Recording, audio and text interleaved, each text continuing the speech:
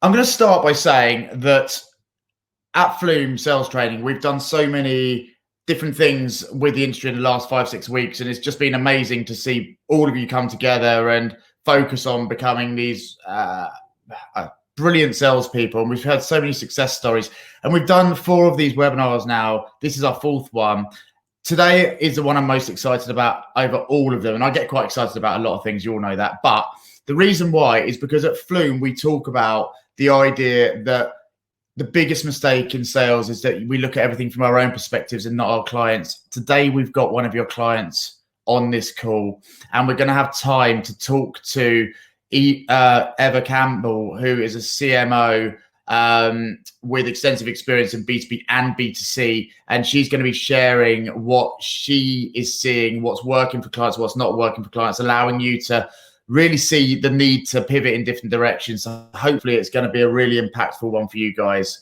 I want to just thank some of our partners as well. So we are very lucky to be backed by the AEO, the PPA, and also MASH Media, who are all just like us, intent on helping the media and events sales professional get through this period in as strong a position as possible. So thank you to you guys for giving us your support and backing this initiative. And thanks to everyone who's here today. And if you can share what we're doing to a wider audience, including your clients for the record, then it's going to be great for everyone, because this is good for everyone.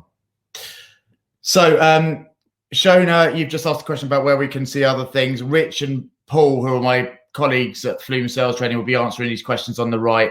I'm actually going to turn the chat off now, not because I don't love you guys, but because I can't stop looking at what you're saying. So I'm going to start that again, and we're going to dive into the main details. Okay, so by the end of this hour or so, what I want you to come away with is an understanding of how you can build a case to go to your clients and convince them, not always, but in some cases, why they have to market now in whatever capacity that looks like, how to market right now to have the best impact, but also how to create a watertight business case internally in their business to sell on.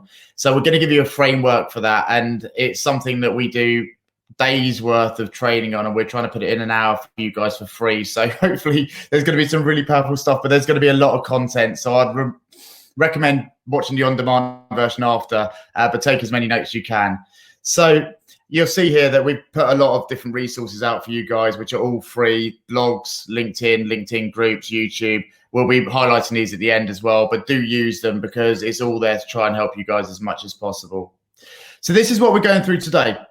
It's all about driving client urgency. And we all know that it is tough at the moment to get clients to do anything, depending on what market you're in and depending on what market they're in. But if we can get clients to say yes quicker, then it's going to help us, but also, as we'll see, it can very much help your clients as well. So the 3 things we're going to be going through is, number 1, we're going to be looking through the lens of your clients. We always talk about this, but from the client's perspective, what is and why is it tough for them to say yes right now? What's holding them back? What's stopping that urgency? Because if we can work out from the client's point of view what's holding them back, we can work out how to make it easier for them to make quicker and smarter decisions. The second bit we're going to be looking at is building a case for marketing. So I'm going to position, there's about 10 slides on this, position a way that you can approach your clients, depending on where they are in their thinking about marketing through the crisis. Position yourself as someone who can give them a watertight business case for marketing right now, and also teach them how to market. And the final bit, as we can see there, the bit I'm really excited about, although hopefully my bit will be good too, but is the Q&A with Eva, where we get her take and you realize it's not just me saying this is actually what marketers are thinking as well. So we'll get to that, and we'll probably have a 15-minute Q&A, me speaking to her, and then you can feed in some questions too. So we're going to start with this idea of why is it tough for your clients to say yes now? Because ultimately, client urgency is the opposite of clients slowing down. So if we can look at what's making it tough for them to say yes now and why they're slowing down, then it allows us to work out how we can free them up. And I think it is probably the biggest challenge we're facing right now in the sales industry, in any industry, is how do you get your clients to say yes now? So that's what this whole presentation is created to try and solve for you. And just to reiterate the point I always bang on about, I've already said it once today, but the biggest mistake you can make is to think of everything from your own perspective and not your clients. And that's why today's so important, because we're going to shift your lens and we're also going to get your clients actually talking on this call. So we're going to look into, first off, why is it so tough for your clients to say yes? Let me just take you through a couple of things. Now, in previous webinars, I've shared bits like this, but this one's different. We're looking specifically at why it's difficult for the marketer right now to say yes.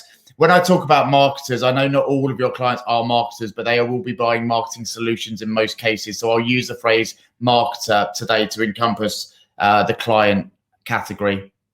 So why is it tough for them? Why is it tough for them to make quick decisions? Number one, we know this from previous research and we know this from previous webinars, but they're very risk averse. They don't want to make a mistake. It's very high on their agenda. They don't do things that are going to waste money or make themselves look bad. And we're also seeing, we're hearing this a lot from the industry, and I'd imagine Eva might talk about this later, but budgets are being reduced and are under strict scrutiny. The decision-making process in these businesses is changing on its head, because whereas the marketer or the CMO might have been able to make decisions before, now the board are getting involved continuously. The scrutiny is absolutely over the top right now. And on top of that, the marketing teams, their resources are becoming more and more limited as people potentially being furloughed and they're taking on 4 or 5 people's roles. It's becoming more stressful, more to do. And they're more focused on often just getting through the day. There's so much to do. It's difficult to see the wood for the trees. They're also very likely at this stage, 4 or 5 weeks into this incredibly tough time, they're likely to be seeing changes in how their audience are behaving. So they might be seeing different behavior on their websites or different behavior in terms of what the audience are after and how they're engaging. There might be drops or there might be peaks in terms of interest in certain areas. And in a lot of cases, there will be a likely drop in demand. And they'll probably be struggling to hit their normal KPIs. Their new KPIs might be something completely and utterly different, but they'll be challenged and struggling to hit what they need to hit personally in their role. And one of the big questions on their mind will probably be around, what does the audience need right now? Like, how do I engage with that audience? And not knowing clearly what that audience needs is going to be a real reason for inertia, because why would they act unless they know what's going to work for the audience? Ultimately, it all comes to the point that they need a watertight business case to be able to sell on why and how they should market and engage with their audience right now. And that has never been as important as right now because of that immense scrutiny. The biggest question they'll be asking themselves is, what on earth do I do to get myself and my company through this time? And ultimately, you guys as salespeople and sales leaders, I don't know why it's going through that on its own, but salespeople and sales leaders, your job needs to be to make it as easy as possible for them to say yes now. So we need to continuously think through this lens of the client and think, if I was a client, what would make me say yes now? And what would stop me saying yes now? And you design the approaches that are going to make it easier. That's all we do at Flume. That's all we use as a mechanism. Get yourself into the client's shoes, think what would stop them, think what would speed you up. So we're going to look at how to build a watertight business case. And I'm just going to let you know now, I'm going to be feeding in bits in here, which are a lot of research, but the research has come from before the crisis. But my take is that a lot of what was working and happening before the crisis research-wise is just amplified magnificently right now in terms of its importance. Ultimately, the way you sell has never been more important. And what you do in terms of sales experience is never going to be forgotten right now. So we need to make sure we're doing it the right way. So some of the research is from before, but I'm going to talk about why it's so important now and how you should think about approaching things. There's also going to be a load of actions in here you can take on board, which are my big bits of advice that you guys can do to speed up decision making and see, I suppose, give your clients this case for marketing right now. Going to be looking at 3 things.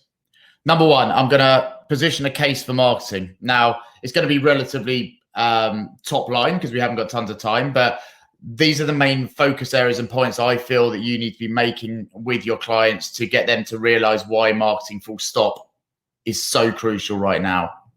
We're then going to look at how to help your clients do the right marketing that's going to engage their and your audience, their prospects right now. So what is going to work in marketing right now? So you can be the teacher who helps them see what they should and shouldn't be doing. And then I'm going to do a little bit around how do you help them sell on internally? How do you speed up that decision-making process? Because that is where a lot of them will be stopped. A lot of these people might want to do marketing with you, but they won't be able to because of the board or because of those decision makers. So we'll look at what you can do to try and speed that up and work with them to drive that decision through their business quicker. So we're going to start on part one, obviously, which is to create a case for marketing, position a case for marketing. So before I do this bit, I want to kind of preface this with, depending on where your client is starting, you may or may not need to do this. So you will have some clients who you speak to and they're really forward thinking. They're thinking, we absolutely need to market right now. And maybe you therefore don't need to position this case for marketing, but you have others who are thinking, there's no way I'm marketing right now. And for those people, this becomes a really important piece of teaching and agreement you need to go through, because first you have to sell with someone who doesn't buy into marketing through the crisis. You have to sell the case for marketing, and that's where they need to start. So you do need to think, where is the client you're speaking to beginning from? And are they a detractor to marketing, don't want to do it? Are they a neutral, thinking, I want to do it, but I don't know how to do it? Or are they a supporter, thinking, I want to do it and I know how to do it, I want to do it with you? Your job is to try and take them through that journey. So in particular for detractors, people who are against marketing or don't want to spend anything right now, this would be probably how I would angle what I would do. So let me take you through these. The next slide is relatively small, so I'm going to just see if I can minimize myself. I don't know if this will work.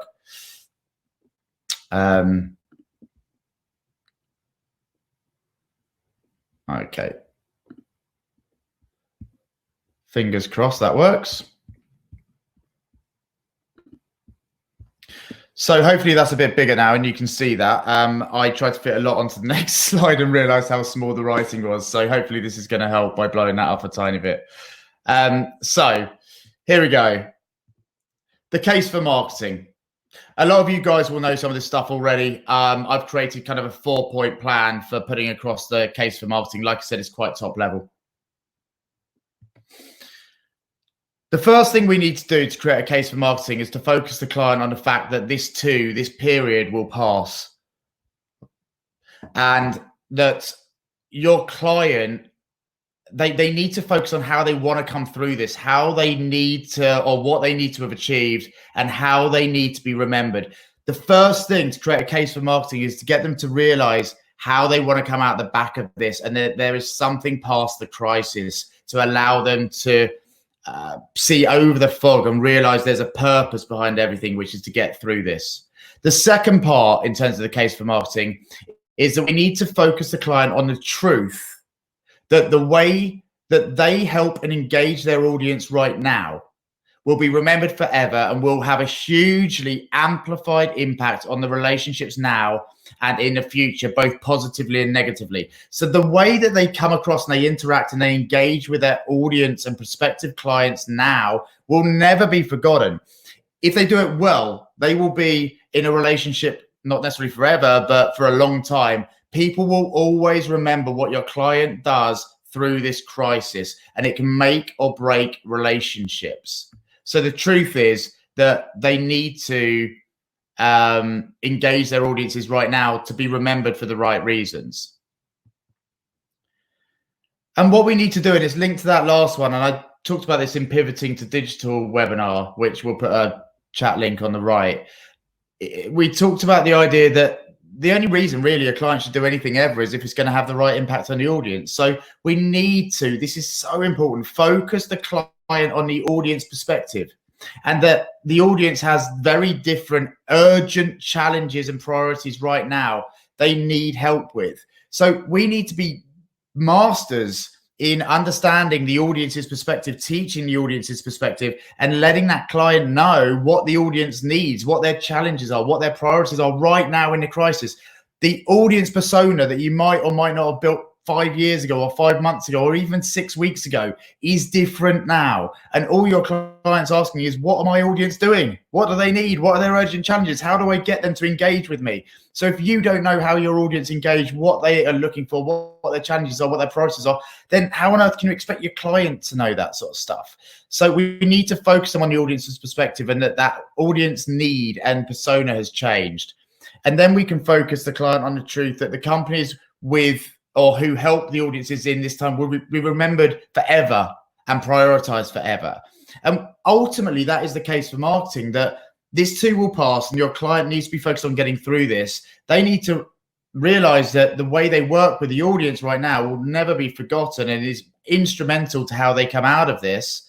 And they also need to be focused then on understanding how that audience is behaving right now. What are the urgent priorities and challenges that audience needs, to allow them to be the ones who stand up and say, I'm here to help, because that will never be forgotten. So in terms of putting a case for marketing, you could put this in a PowerPoint, you could turn this into a conversation, but it allows you to agree with the client, or for your client to agree with you. Yes, that makes sense. Yes, I do need to come through this. Yes, the way the audience are acting now is changing and their urgent needs are what I need to be tapping into, because that's what's going to make or break our future of our company, is if we can help our audience come through this. The key kind of takeaway or action from this is to laser focus on helping your client come through this in the strongest position possible by tapping into the audience's urgent challenges right now. So if you want to get your client to do something right now, you need them to realize or understand or believe and buy into the fact that the audience need them to do something urgent right now. And as we'll see, that isn't just about shout about their products. In fact, sometimes that's the worst thing your client could do. So that's kind of stage one, the case for marketing. We're now going to look into this idea of how do you engage your audiences right now. So let's say you've moved your client who was a tractor to this neutral stage, and they're thinking, okay, I'll buy into it. I've got to do some marketing. I've definitely got to try and prioritize this. But they're thinking, but how do I do it? How do I engage my audience and prospects right now? Ultimately, the key is going to be around helping your client solve the personal challenges of the audience right now. And that's all going to come down to, and we'll be talking about this a little bit throughout this, but come down to helping them understand what the audience need right now. What does the audience personally need right now? What are their priorities and challenges that then the client can act on? So I've created a 3-part process to this, and you guys who were on session 1 might notice this, although it's going to be very different content I'm about to deliver on the next slides. But ultimately, sales and marketing are very, very connected.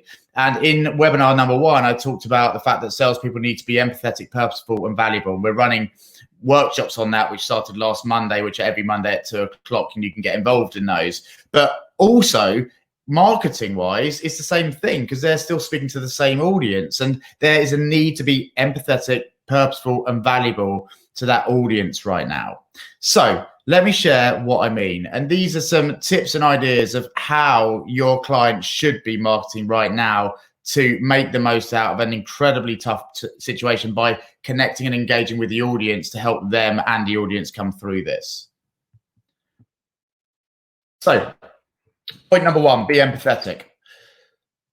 The key thing here is to market to the specific job role in a crisis. So it's easy in theory for a client to market to an audience's company, but actually the audience is more focused on themselves than ever before. So if you look at the research, it's 2 times more likely that a client will buy off your client, that an audience member will buy off your client, advocate for them internally and externally, put them into consideration stage, or pay a premium if they can see the personal value to them in their role. So audience roles have never been more important, because the audience is nervous, risk averse, wondering what to do more than ever, and thinking, how do I keep my job and how do I get through this? You can see here, and we can share these slides after, this idea that if you connect to the personal value, if your client connects to the personal value of the audience and said, hey, you as an audience member, you care about these challenges and these priorities, I'm going to tap my message into that. It allows for, as you can see, twice the impact in terms of all those areas I mentioned before. So what's my tip as a very, very crude overview? That your clients and you should be focusing on here. Audience personas, they've never been more important. Tapping into how the audience is buying, how the audience is behaving, what the audience is prioritizing, what the challenges are they're facing, working together as a team, not just salespeople, a team led by the top people in the business to bring together marketing, content, and sales to say, let's get into the head of our delegates if you're an event company, or our readers or viewers if you're a publisher, or all of them if you do all types. If you have an engaged audience, you have an advantage. You have an advantage where you can understand the audience personas and you can teach and share that with your clients and help them see how to connect the message the client gives to the one the audience desperately needs now. So audience personas are a huge important area we need to be focusing on. The second thing, be purposeful. We need to be making sure that the clients we're working with are positioning their brand. Remember, this is about them, not you. Positioning their brand to the audience around the stuff that they stand for right now. They need to have a stance. They need to stand for something that connects with the audience. So a lot of you would have seen this before. If you haven't seen this, go to the TED Talk by Simon Sinek. We'll put on a chat on the right. He talks about the importance of why. People don't care what you do. They care why you do it. The audience doesn't care what the client does right now. They care about why the client is doing it. So having a stance, having a purpose is never been more important for a brand to put across to the audience. And sometimes, as we've done at Flume, that purpose might need to be slightly redefined right now based on the audience persona and thinking about what, and this is the action, does your audience need from you right now, Mr. Client, in order to exist? What do they need from you? And getting your client to consider that question and consider their purpose right now has never been more important. So we need to make sure that your client sees the importance of branding as well, because at the moment, emotion is very important to the audience. And interestingly, before the crisis, the stat was that it's 2 times more important to connect emotionally with B2B clients or audiences than B2C because of the risk involved to the B2B audiences of making bad decisions. Again, it's never been more exaggerated than right now. Bear with me one sec because I've got a notification.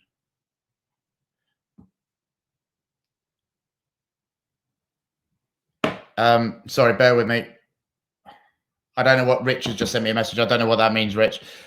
So we need to make sure that we sorry, it's throwing me slightly.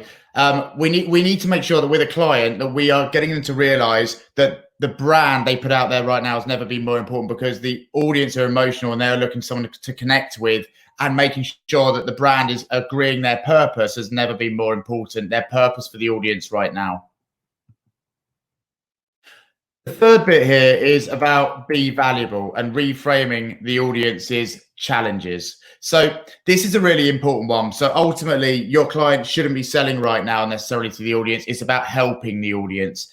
And there's some really interesting insight around what works around thought leadership. And again, this is from before the crisis. But I'm going to show you a chart right now, which basically says that unless your client is doing one of 2 things, then any kind of messaging they get out there right now probably won't have much impact in terms of driving urgency from the audience. So what you'll see here, don't try and read it all yet because you can come back and have a look at it. But the 2 ones on the right talk about the 2 only things that are going to get your client to drive any sort of momentum or action from or engagement from their audience. So number 1 is your clients need to be making sure that they're putting messages across that are providing their customer, the audience, with compelling reasons to take action now. And they also need to be messaging, the most impactful one, around teaching their audience something new about the business needs or challenges that the audience are facing. So tapping into their audience persona and teaching the audience something new around how they can look at those challenges they're facing. The action here is to work with your clients, co-create messages. The message is the important thing.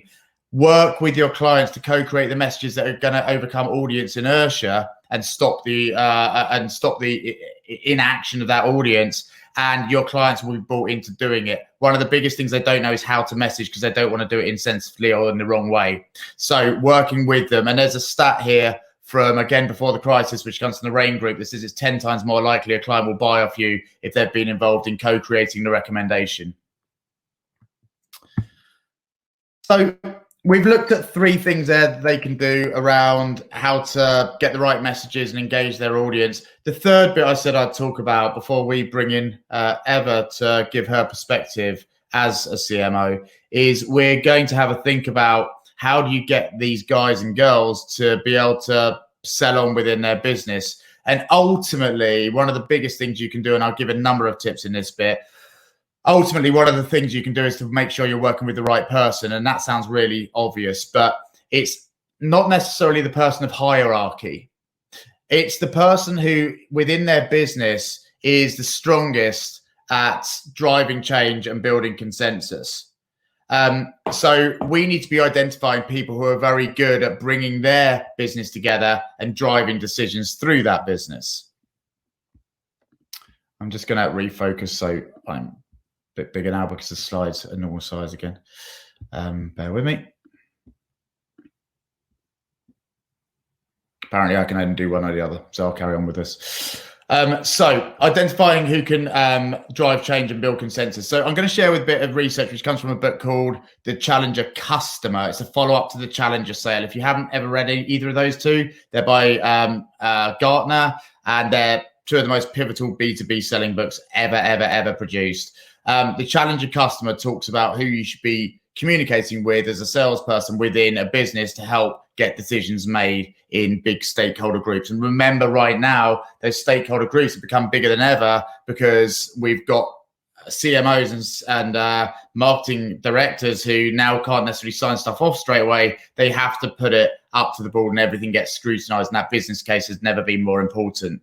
So there's a bit of research that says that there are 6 types of clients you can sell to, and the hierarchy of these people makes no difference. It's about what they're able to do in terms of influence. So very quickly before I show you the results, there's 6 types. One type of client is called the go-getter, who's very much brilliant at bringing people together, and they are very good at project managing things and taking an idea that you might give them and driving it through to fruition and bringing everyone together. That's type 1, go-getter. The next one we've got is, bear with me, because I'm getting loads. Okay. I keep on thinking you guys can't see me, but I'm just going to turn my phone over. So the next one is that we've got the teacher. And the teacher is the person who is the go-to person for stories and information. They're seen as the guru in their business. So making sure that when you're speaking to your client, you have one of these people can be a good place to go. The third type is the skeptic. The skeptic is a person who does their due diligence. They push against an idea at first. They do all of the detail and all of the information gathering. And then once they're convinced, they're really convinced. There's 3 others as well. You've got the guide. The guide is the person who overshares. They give you tons of information, but they give your competitors tons of information as well. You've got the friend. The friend is the person who gives you tons of time on the phone right now, but actually they are just lovely and they'll connect you with everyone. They'll say yes to everyone. And then the final one is the climber. And the climber is the person who's just in it for them and their role and just trying to survive themselves. And everyone in their business knows that. So there's 6 different types of people you could sell to. Notice none of those are about hierarchy. They're all just about their almost personas in terms of their roles. 3 of them are brilliant at selling on internally. 3 of them are really not very good. So as I show you this slide, have a think about who you are generally connecting with right now. So as you can see, the go-getter, the teacher, and the skeptic are brilliant at selling on. The others are not. And actually 2 of them, the friend and the climber, can have a negative impact on the chance of you getting a decision through the business that they're working with. So what we need to do is make sure that we're working with people who are either go-getters, teachers, and skeptics. And if you go online and there's a HubSpot, if you Google HubSpot and type in Challenger Customer, you get 9 takeaways from the Challenger Customer, and it really explains how to engage with these people. But ultimately, you need to be making sure you're not wasting your time and their time by speaking to people who can't drive these decisions. This is going to be more important than ever before because people are going to be looking to the go-getter, the teacher, and the skeptic in their business to get these decisions made. So action-wise, ultimately, the role that you have with your client has to be around working together with them to co-create a business case for why they should market in the first place and how they should market.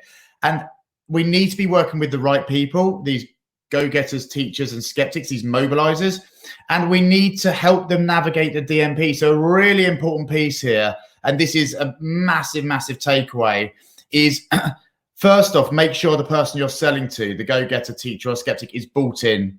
They've co-created it. They believe in it and they want to do it.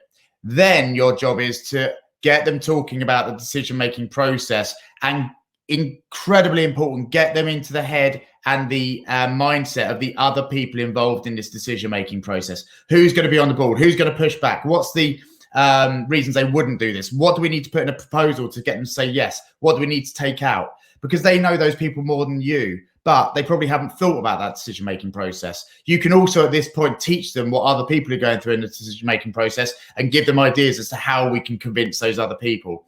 This is all about creating a watertight business case for your clients to make it easier for them to sell on quickly. Remember, the urgency bit doesn't come from at the end saying things around scarcity, you'll miss out if. Yes, that can work, but only if they're bought in and only if the board's bought in.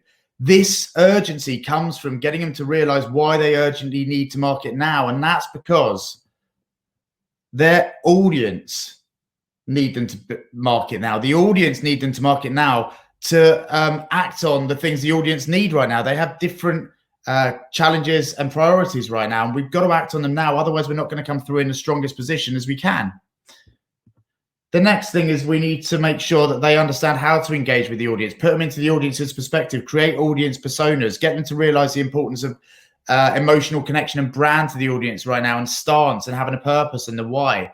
And the third bit in that engaging the audience bit was making sure that the messaging they're giving is tailored to that audience persona and is tapping into giving the audience new ways of looking at their challenges and what they need to achieve. And it reframes and it teaches and it adds massive value.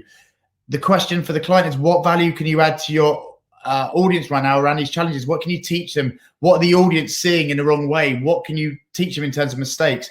And turn that into the content, because that's what's going to inspire engagement from the audience. And then the third bit is making sure that you're speaking to the right person, co-creating this whole recommendation and idea with them, and working with them to identify and navigate the decision-making process and what can slow things down and what's going to speed it up. The question here is, how can you convince a client to be more responsive in buying into a sector that has no immediate fix at the present time, such as events, that will only become effective marketing again once they are allowed to go ahead again, but teams still need to sell on in the meantime? Yeah, this is a really difficult one. And I'm going to kind of assume a couple of things here. So I'm going to assume with that there is no equivalent product that has been created, a virtual version or digital version in the meantime. Because if there has been, then the answer is quite different in terms of how to deal with that. My take is, if you want to get someone to be more responsive into buying into an area or something you've got coming up in the future, because you postponed it or moved it, then the most important thing is, number one, to get them to focus on the value that is going to add to them in terms of coming out of the crisis. But B, see if you can create any types of approaches right now which actually are going to add value to them right now. So if they are making this example up, but say yes to attending that event at the back end of the year, then they can start having an impact on their audience right now. So having a think about what is the benefit to the client right now that they would get of working with you through connecting with the audience. So can you create ways before the event to connect with the audience? The other thing is that if the client or the sector you work in is really, really struggling, the truth is that the audience they're looking to engage with will be struggling. And the audience who are looking to be engaged with will be wanting to engage with people who can help them. So it comes back to my points before, really pinpointing that audience persona. And I know, having had conversations with Eva before this, the big thing for Eva was around creating client personas for you guys, i.e. what do they care about the most, but also audience personas for them to start sharing that and doing research and insights into that to give that client a reason why they have to do something now, and trying to build mechanisms that connect to that question the audience have, which is, what should we do right now? How do we overcome these challenges and deliver on these priorities? And creating mechanisms that build up to the event, allowing your clients to engage with them before that actual event. I hope that makes some sense.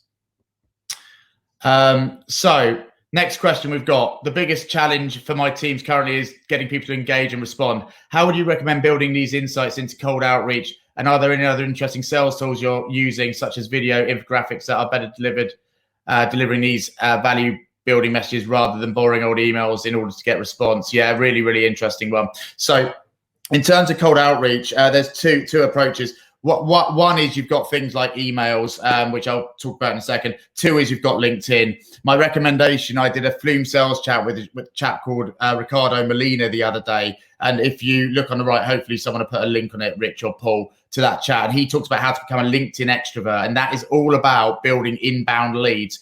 And I cannot push enough how good and how powerful that chat is, but also the mechanism is in terms of engaging and connecting with your clients right now, because they're constantly thinking, who can I trust? And they're going to be people who are doing stuff for the right reasons. So becoming a LinkedIn expert based on what Ricardo talks about, listen to that and start putting that into place.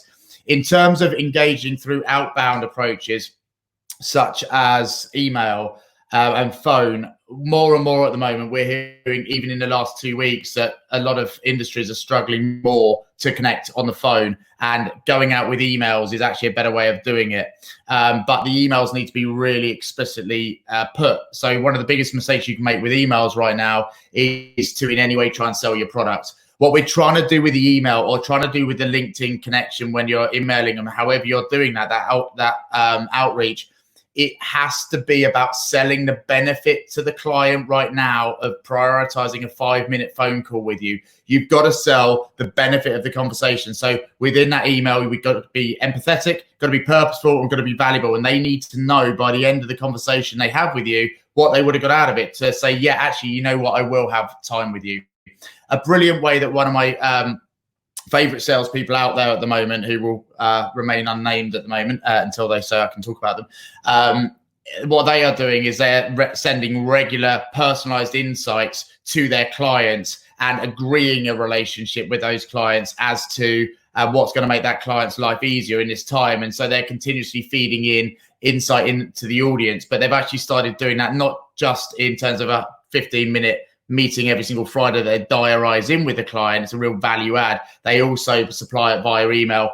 And that's a great way of getting people to realize you're doing things for the right reasons, and then they'll start connecting with you. Hopefully that was useful. Thank you for the question. So we're going to go to the next one. The amount of individuals within organizations attached to making a decision are increasing now more than ever. We now need to create more champions within the client organization, but at the same time, keep the level of respect with our immediate point of contact. How do we do this? Great question. Okay, one of my favorites. It comes back to the point about mobilizers just then. So we talked about mobilizers and talkers, and you might not be talking to a mobilizer. Your normal contact might be a talker. They might be a friend or a guide or a climber. The job here is to make sure that that person you're speaking to buys into the idea of marketing, like we talked about before, and how to market. The conversation then has to be about decision-making processes. Do not ask someone, are you the decision maker? Ask, what has to happen between now and getting this decision made? And what that does is it allows them to paint out that process they need to go through. If they don't know, tell them what it normally looks like. And the fact, as someone has astutely said there's probably more decision makers than ever before. It's probably going to go through the board. They need a watertight business case. They need to have some sort of proof it's going to make ROI. And there needs a reason why in that business case it's going to work. The reason why is because the audience desperately need this. And we know that that's the right thing that the audience need. So when you've got that buy-in from the person you're speaking to, my recommendation is identify with them how the decision needs to get made, and get them to identify who the mobilizers are. Say to them, look, there's going to be a lot of people who have an opinion on this in your business. We're hearing it from other businesses. We're hearing from people who are really big blockers, and other people who are actually really good. If you could get one person on board, would drive this through. Who's that in your business? You could even show them the mobilizers and talkers thing and say, hey, this is what we're seeing. What are you finding? Who is that person? And it's not offensive to them as long as you have agreed with them first that they and you want this to go through, because then you become a team and say, let's talk about how we get this through your business. And it's not offensive. The only offense comes when you say, are you the decision maker? And they'll be compelled or embarrassed into having to say yes or no. And that doesn't really work. Hopefully that was a useful answer. We'll move to the next one. I'm value adding. I'm doing far more than 3 here if you guys want me to keep going. So just going to check you can all still hear me. I'm going to keep going. So it's not about selling. It's about engaging with our clients in what they're looking for, how we can potentially help and position ourselves as solution providers like that. With this in mind, Raoul, what top 5 questions would you suggest salespeople use to open up this type of dialogue? Wow. Okay, cool. I'm saying cool because I'm thinking about what the blooming answer is. There's a number. And the best I can do is to share with you what I'm hearing from the people we're training, because there's a lot of really forward-thinking companies out there right now who we're doing personalized workshops with, and we're hearing about what's working and what's not working. There's a great Flume sales chat that we had with a lady called Emma Lang, which I'd recommend to watch, and she's been nominated as an overperforming salesperson. Hopefully we can put a link in the right-hand side for you guys to have a look at that. But what I'm learning in terms of working from other people in the industry is, number one, it's this empathy bit. We need to go in and get them just talking about how they're finding things. So I'm not saying that's the right role, but right question. But one of the questions that I really liked that someone put out there was entering the conversation with, tell me about how your role's changed in the last 5 weeks, because everyone's role has changed. Your role has changed. If I asked you that question, you could probably talk for the next hour. But ultimately what that does is it connects personally, says, I care about you. And also by the end of that bit, I understand your role. Finding out how their measurement has changed, finding out about how the way they're measured has changed, it is a really important thing, because what that does is it allows you to align yourself with them and say, okay, well, that's what you need to achieve. I'm here to help you. The other side of it then is to get them to talk about how the business and them want to be perceived, or what they want to have achieved when they come out the back of this incredibly tough time. That shifts their focus to being able to stand up and see, actually, past the day-to-day, that's where I need to get. And it allows them to realize why they're doing stuff. What you can then do is, this is question 4, you can ask them what's their plan at the moment, how are they doing it, and what's everyone else's thoughts around marketing. And what you can then do is you can brainstorm with them, okay, well, let's look at what your audience care about right now, what they need, and what you need to change in your plan to make you get to where you need to get to by the end of it. So I think I've just done 5 questions right there, which I've just made up, but it seems to be a logical line of questioning, which is, number 1, how's your role changed? How are you now measured? How do you want to be perceived when you come out of this as a business company? And what do you want to be remembered for? What's your plan of action and how you're doing at the moment? What's working and what's not working? And then let's look at it from the audience's point of view. What do they need from you right now? What's the urgent stuff? And how do you need to adapt your plan? Hopefully that might be useful. Rich, I think we should make a blog out of that one. Anyway, let's carry on. So the old getting through to the real decision maker, past the marketing lead, gatekeeper, sales hurdle, has cropped up from the team significantly more than usual in recent weeks. How best to approach this with new angles and clients facing significant internal distractions? Getting past this is going to be tough, guys. There's no pretending that this is not going to be a difficult thing to get past gatekeepers right now. My advice is to laser focus and target who you are speaking to. So we need to make sure that I just saw that comment from Eleanor. Thank you. We need to make sure that we are targeting the right people. So who within your industry are the people who are most likely to be susceptible to marketing right now? How can you find that out? Can you go on LinkedIn? See if you've got people posting stuff on LinkedIn. Follow your people on LinkedIn and go in every single morning, see what they're posting about. Because the forward thinking ones, the ones who are looking to change, will be posting stuff that give you that idea. So you're probably going to get people who believe what you believe. So look for ways to identify these people. When you want to connect with them, use LinkedIn. Like I said, go to Ricardo Molina's web and Flume sales chat. That'll give you loads of ideas. But when you want to connect with them, give them a reason why. Think, if you were in their shoes, why would you want to connect? Because you need to be kind of making them feel brave enough to have a conversation with you. My take is that the gatekeeper side of things predominantly happens, not always, but predominantly happens when we try and do cold calls. Right now, we need to think about something called permission selling, which I just made up. But it's a really good idea, because permission marketing is by Seth Godin. Permission selling is getting permission to sell to them. And that's what's blocking you being able to have these conversations. So ultimately, we need to be making sure that back to what I said before, we're providing them with a reason why they should have a conversation with you right now. And that's because you are the salesperson who is there to help them get through this. You're the salesperson who is there sharing insights on their audience. You're the salesperson who's there sharing insights on what's working and what's not working for other people like them. You are the salesperson who is genuinely out there to help them get through this. And the more you can be authentic in that and put that across in every communication and sell that piece, let them know that piece in everything you do, the more they'll want to connect with you. That's quite a long-winded one. Sorry, guys. Okay, next one. What do you do if all your contacts have been furloughed and all their customers have been furloughed? Wow. That is a tough one. My recommendation, and that's a really tough position to be in, my recommendation is to see who in their business is still there, because normally in a furloughed situation, there is someone or one or two people left in that business doing 15 people's work, and think, who is that person likely to be? What is the biggest challenge they've got right now? The persona piece, and tap into that. The other bit is support these people, even if they are furloughed, through LinkedIn, because they'll still be engaging on there the whole time. So for when they come back after furlough, be the person who helped them and help their business get through this. Next. What's the right approach to cold calling? I think it needs to be warm calling. And what I mean by that is that we need to build these up by becoming LinkedIn extroverts. I keep banging on about that, but by targeting specific people who you think are going to be susceptible to your approaches right now, because you know their position that they're in, and making sure that that they're okay connecting with you. Do not send an email to them or a LinkedIn saying, I've got this product I want to talk to you about. I've got a solution to your problems. Say you want to have a conversation about themselves and what they're going through, and that you're speaking to tons of other people in their role who are struggling with these areas. Pick the priorities, pick the challenges, and you want to share with them what they're going through and what you're finding out about your audience and what the audience are engaging with and what's not. Have you got 5 minutes? They might suddenly give you some time because you're selling the benefit of the conversation, not the benefit of your product.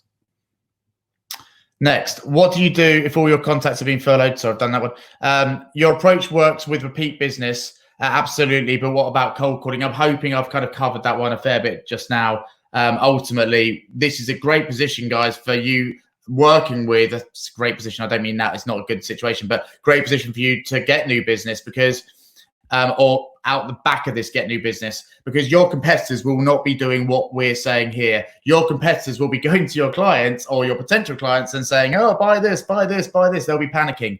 If you can stand out as the person who's there helping them through this, you will never be forgotten, and they will engage with you. Now, your clients will not let salespeople get away with what they used to be able to get away with. Now, they will be looking for who's doing this for the right reasons. So when you come out of this, your clients who were working with your competitors, or your prospects who were working with the competitors, are going to be so much more open to working with you, as long as you can 100% focus on the fact that your job is to help them get through this, and you can say that. Next.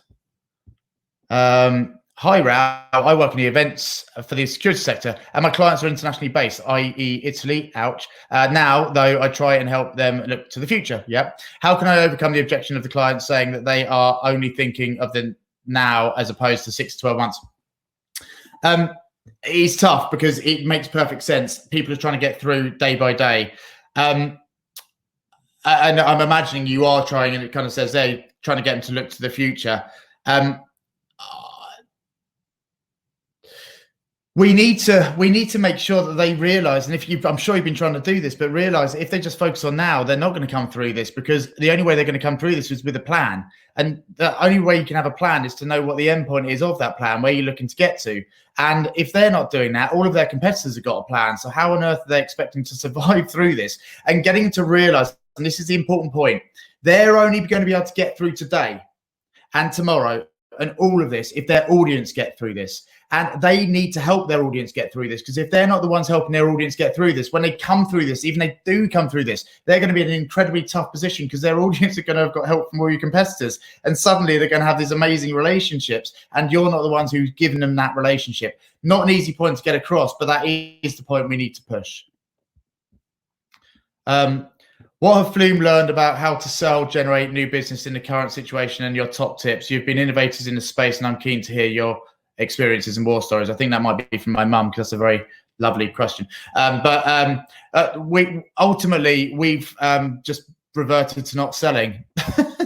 We're not selling, but we're making some revenue, not loads. But we've made so many more connections. We're building a community. You guys are here. Our job is to help you guys. And ultimately, this is going to help us afterwards. And it's going to help us work in new businesses. It's help us design new delivery mechanisms. It's help us realize why we should exist. And all of that, if you think about it in the future, none of you guys or some of you guys would have never heard from us before. So will we come out in a better place? Hopefully, but it might be a different business model. But hopefully you 2,000 people who are engaging with us right now, they're cool with us and we're okay, and we'll carry on doing that. So that's our model, is just to help, because that's going to help us afterwards. But we are seeing people coming to us and connecting with us in a way that we've never seen before. Just see if there's any I've missed. Okay. What approach would you adopt for an event which is not performing very well itself, apart from the impact related to the virus impact? My approach, and this is going to sound a bit harsh, but it might not be your job, because I don't know what role you have, whoever posted that one, but this is an opportunity to pivot. It's an opportunity to think, why didn't that event work as well as it could do, and get into the audience's head, and now pivot and think off the back of that audience persona, what is the only thing they care about right now? What's the burning question they've got right now that they need answered? And design your approaches and your content and your events around that. Because if you design it around that, how easy is it going to be to go to a client and say, hey, we've designed something out of the explicit needs of the audience right now to get through the crisis. Want to be part of it? Do you want to be someone who's known for helping them get through the crisis? That's how you connect. And we design approaches that do the right thing for the audience to make it easier for the salespeople to sell. I think that's about it. Are there any other questions that I've missed, guys, that I haven't covered? Oh, how can sales teams use social media to increase digital client engagement? Watch that Ricardo Molina piece. There's 3 things he talks about. Number 1 is listen and react. Go where your prospects are, your clients are, see what they're talking about, and tap into it and react, comment and get involved, and let them know you're there. Next bit, participate. So get involved with specific conversations that they're having that is out there. All of this stuff, it starts to kind of fool the LinkedIn algorithm that these are people you want to speak to and hear from. So it starts putting it on your feed more and starts putting you on their feed more. And the third part is to share. I can't remember his phrase, because it was listen and react, and then it's participate. And the next bit was about sharing stuff on your own feed. So working very closely with your marketing team, content team. And the biggest thing you can do right now, and there's a brilliant company out there called Explory, who do research into audiences and markets.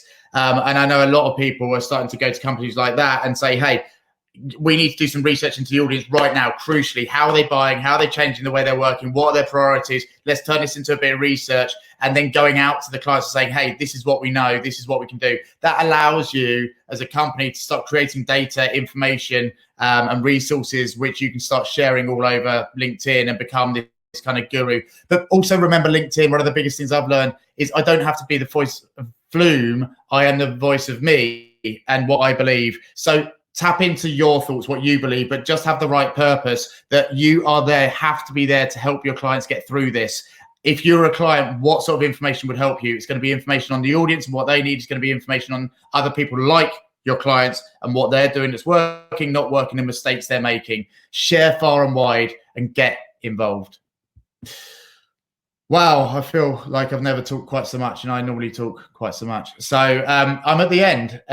I'm so sorry to all of you who came to see Ever, because, and Ever, if you're still watching, I'm so sorry for the technical glitches. It's one of the real downfalls of this. But the brilliant thing is that I can feed some of those questions you gave me just now, guys, to Ever. And hopefully, Ever, if you haven't decided to hate us forever because of the technology, then we will make sure that we'll run that Flume chat and we'll put it online as soon as we can, guys, so you can get all of these questions answered from a marketer's perspective. We are going to also ask you guys, do you know any other marketers out there? We're going to prioritize Ever in this for the first part of this, but who else do you know who we could get on talking about their perspective? Because if it had gone to plan today, it would have been amazing, because they're the ones that we have to be tapping into their mindset now, because if we don't make it easy for them to say yes, then we're completely disabling our ability to come out of this in the strongest place possible. So please let us know if there are other marketers out there you think we should know. And also, what other topics, guys? What other topics do you want us to do webinars on? Because we will do it. We are looking to get panels together of the strongest salespeople, panels together in terms of the strongest sales leaders. We want to know, because we want to help as much as possible. So if you want to put that in a chat on the right, then please do. Remember, I'll just bring up my slide deck just quickly, just to give you some free stuff. Just remember this stuff. So,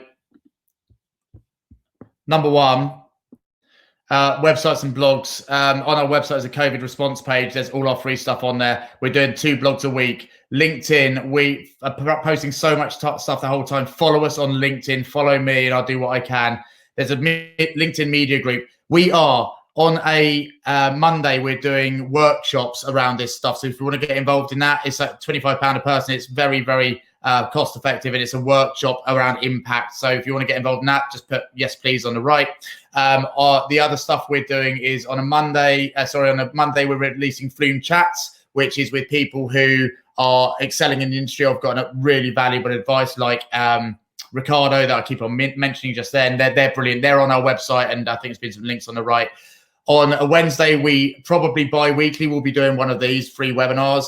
On a Thursday, there's another Flume chat. And twice in a week, there's also Flume Tips, which Paul, our lead sales trainer, who's bloody awesome, does as well. So they're all there to help you. And we're looking at other ideas as well. So if you've got other things you want from Flume, other things we could do for you, we want to know. Thank you again to the AEO, PPA, MASH Media for supporting this, making it possible. Please make nominations. Do you know some super strong salespeople, some super strong sales leaders? Who do you know who we should be getting onto our Flume sales chat and interviewing? Do you know people with really strong and valuable advice right now? Please let us know. That's about it, guys. It's been an absolute pleasure. Again, apologies for the technical hitch. We will be putting this on demand, but I'll also make sure that we put it in and cut it in a decent way on YouTube, so you can watch the whole thing back to front without that whole 10-minute of me panicking and shouting. So have an amazing day. Be safe. Try this stuff out. It's all there to help. Keep coming back to this. SlideShare will put up these slides very soon. And guys, put yourself into the client's shoes. Get them creating audience personas. Bring your teams together to do this stuff moving forward. Good luck. We're here for you. Please let us know what you need. Take care, guys.